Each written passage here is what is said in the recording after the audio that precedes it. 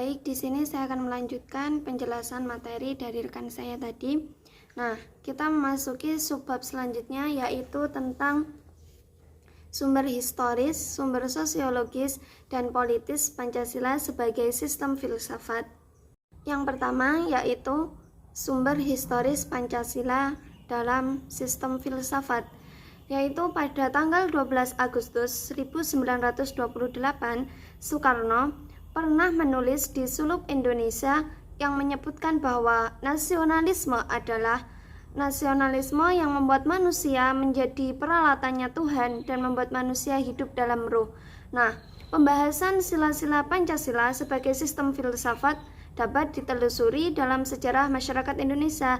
Jadi sumber historis Pancasila sebagai sistem filsafat itu dapat kita lihat dari sejarah masyarakat Indonesia itu seperti apa. Yang kedua yaitu sumber sosiologis Pancasila sebagai sistem filsafat. Nah, pada sumber sosiologis ini dibagi menjadi dua kelompok, yaitu yang pertama yaitu kelompok yang memandang dengan kearifan lokal. Nah, di mana kelompok yang memandang kearifan lokal ini memahami sumber sosiologis Pancasila sebagai sistem filsafat dalam pandangan hidup. Jadi mereka itu memandang Pancasila itu sebagai pandangan hidup. Nah, yang memperlihatkan unsur-unsur filosofis Pancasila itu masih berbentuk pedoman hidup yang bersifat praktis dalam berbagai aspek kehidupan. Jadi semuanya itu masih beraturan dalam Pancasila tersebut. Semua nilai-nilai kehidupan, pandangan hidup diatur dalam Pancasila itu. Untuk kelompok kedua, yaitu kelompok yang memandang Pancasila sebagai filsafat dalam teori-teori akademisnya, di mana mereka itu memandang dengan ilmu pengetahuan dalam setiap teori filsafat yang ada di dalamnya. Ketiga yaitu sumber politis Pancasila sebagai sistem filsafat. Nah, pada awalnya Pancasila merupakan konsensus politik yang kemudian berkembang menjadi sistem filsafat.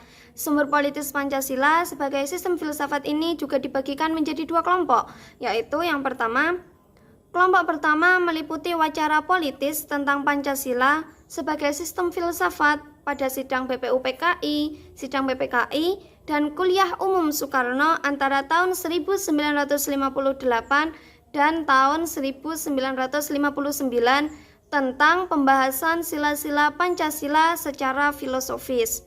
Nah, yang kedua, kelompok yang mencakup berbagai argumen politis tentang Pancasila sebagai sistem filsafat yang disuarakan kembali di era reformasi dalam politik Habibie 1 Juni 2011. Nah, sumber politis Pancasila sebagai sistem filsafat berlaku juga atas kesepakatan penggunaan simbol dalam kehidupan bernegara. Contohnya pada penggunaan lambang burung Garuda tersebut. Kita memasuki subbab selanjutnya, yaitu dinamika dan tantangan Pancasila sebagai sistem filsafat. Jadi Pancasila sebagai sistem filsafat itu ada prosesnya, juga ada tantangan yang harus dihadapi untuk menjadikan Pancasila sebagai sistem filsafat yang benar-benar sesuai dengan negara kita. Berikut ini dinamika Pancasila sebagai sistem filsafat. Yang pertama pada era Soekarno. Pancasila sebagai sistem filsafat dikenal dengan istilah filosofis Grundslag. Gagasan tersebut merupakan perenungan filosofis Soekarno antara rencana berdirinya negara Indonesia yang merdeka. Ide tersebut dimasukkan sebagai dasar kerohanian bagi penyelenggaraan kehidupan bernegara. Nah, ide tersebut juga mendapatkan sambutan yang positif dari berbagai kalangan, terutama dalam sidang BPUPKI yang pertama, persisnya pada 1 Juni 1945. Namun, ide tentang filosofis Grundslag belum diuraikan secara terperinci. Lebih merupakan adagium politik untuk menarik perhatian anggota sidang dan bersifat teoritis. Pada masa itu, Soekarno lebih menekankan bahwa Pancasila merupakan filsafat asli Indonesia yang diangkat dari akulturasi budaya bangsa Indonesia. Nah, yang kedua, pada masa Soeharto, kedudukan Pancasila sebagai sistem filsafat berkembang ke arah yang lebih praktis. Artinya, filsafat Pancasila tidak hanya bertujuan mencari sebuah kebijaksanaan, tetapi juga digunakan sebagai pedoman hidup sehari-hari. Atas dasar inilah Soeharto juga mengembangkan sistem filsafat Pancasila menjadi penataran P4. Yang ketiga, pada masa reformasi, Pancasila sebagai sistem filsafat kurang terdengar resonansinya. Namun, Pancasila sebagai sistem filsafat bergema dalam wacana akademik, termasuk kritik dan renungan yang dilontarkan oleh Habibie dalam pidato 1 Juni 2011.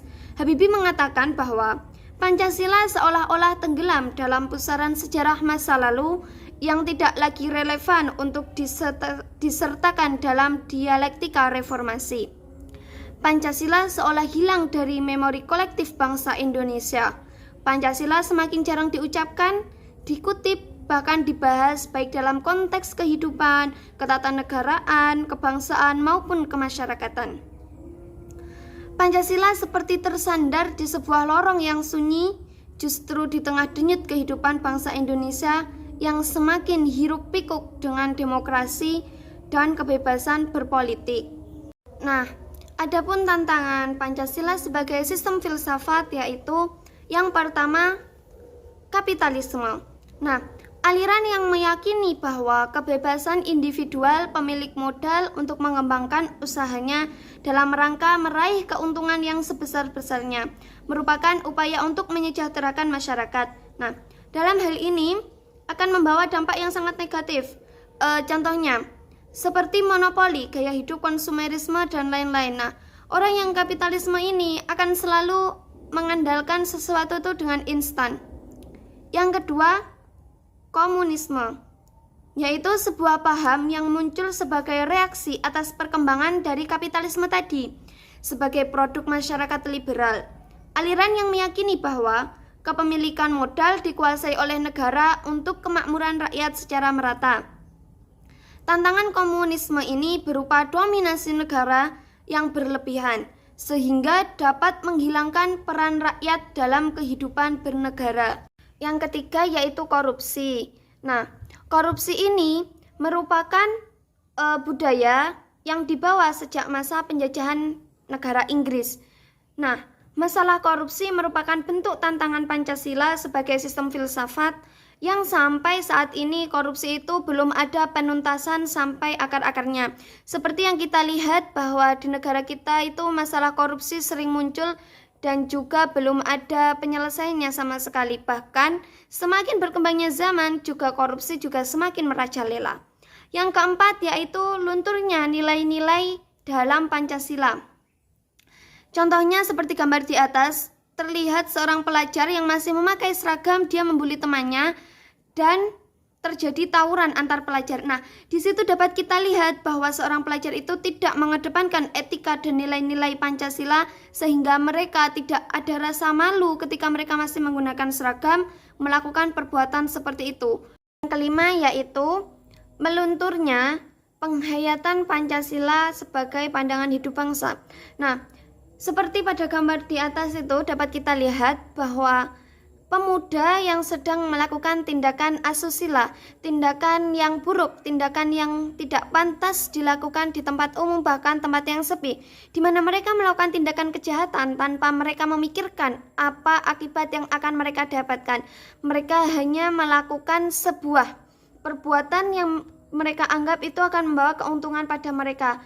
Padahal perbuatan tersebut akan membawa kerugian dan dampak besar pada dirinya sendiri, yaitu dampak buruk.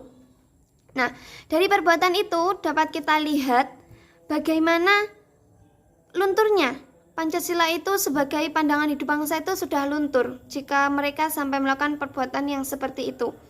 Yang keenam yaitu kemerosotan moral dan kekacauan kemanusiaan, di mana kita melihat seorang pelajar sedang membawa minuman keras, bahkan meminumnya, bahkan mereka sampai mabuk, di mana mereka sudah terbawa oleh arus perkembangan zaman yang sangat maju ini, tetapi mereka tidak bisa membentengi diri mereka sendiri sehingga mereka terjerumus ke dalam perbuatan keji seperti itu.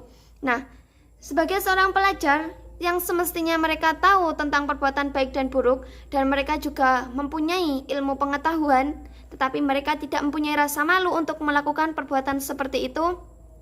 Itulah kemerosotan moral yang sering terjadi di negara kita.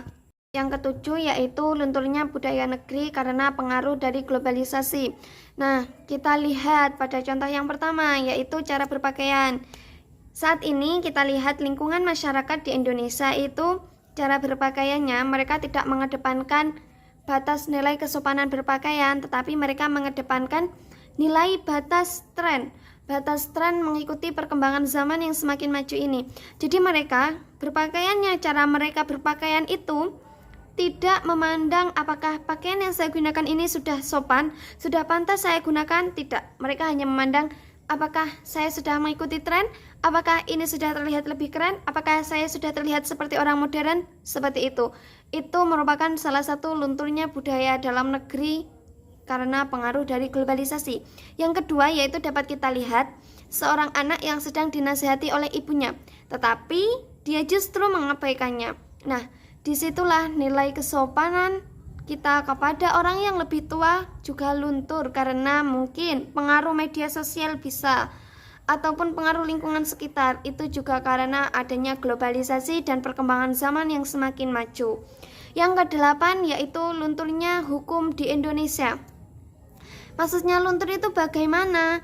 Yaitu hukum di Indonesia ini sebenarnya itu sudah diatur keadilannya itu bagi mereka yang melakukan sebuah kesalahan ataupun kejahatan. Tetapi di sini kita juga sudah tidak asing bahwa hukum di Indonesia itu juga dapat diperjualbelikan, di mana hukum di Indonesia itu dapat dibeli bagi masyarakat tertentu, bagi orang tertentu, bagi orang yang mempunyai jabatan ataupun bahkan pangkat tinggi seperti itu. Lalu bagaimana dengan masyarakat biasa ataupun rakyat jelata yang mereka tidak termasuk dalam kategori masyarakat yang mampu membeli hukum di Indonesia?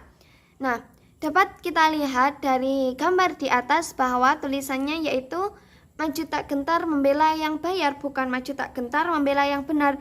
Nah, dalam poster tersebut kita juga dapat menyimpulkan bahwa jika semuanya dibatasi dengan uang, lalu bagaimana keadilan di Indonesia itu dapat semakin merata untuk kedepannya?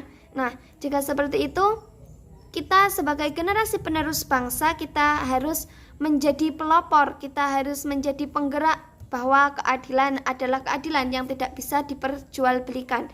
Seperti itu.